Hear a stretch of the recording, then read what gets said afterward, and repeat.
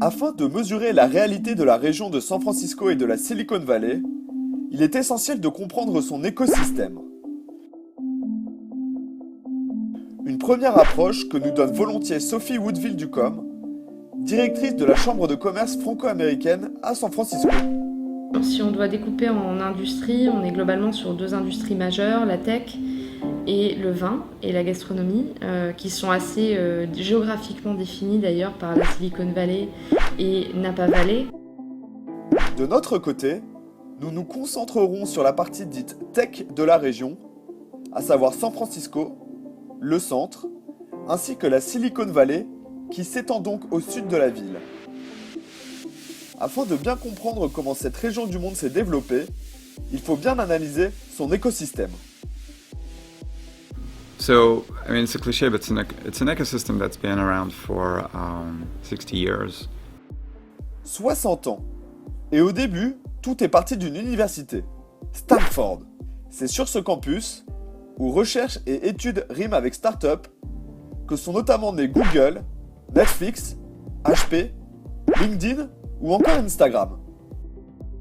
Avant tout, c'est un certain état d'esprit qui qualifie les étudiants et le staff de Stanford. Tout le monde a envie de faire un projet, faire une start-up avec, ils savent que c'est possible, ils savent que si tu as un projet qui est un peu différent, qui a vraiment une valeur, faut se lancer, il ne faut pas hésiter. Un projet étudiant évolue donc différemment ici, et cette capacité à être mené vers un projet d'entreprise est caractéristique de cet écosystème. Reza Malekzadeh a vécu cette situation lorsqu'il a pris les commandes du département marketing de VMware, alors toute jeune start-up de la vallée. L'écosystème assez vertueux qui débouche de l'université, c'est en fait prendre un projet de recherche, sortir de l'université, créer une entreprise, la développer grâce à l'apport des capitaux risqueurs, la développer grâce à des relations de business development avec des grosses entreprises, avoir une sortie, c'est-à-dire être soit acheté par une grande société ou passer public, et ensuite pouvoir retourner dans le monde universitaire et puis recommencer un autre projet. Il y a beaucoup d'exemples de gens qui ont fait ça, et ça marche plutôt très bien ici.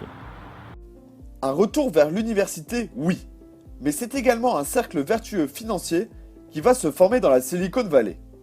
Et au bout de 4, 5, 6, 7 ans, j'ai un exit, que ce soit une IPO ou une M&A.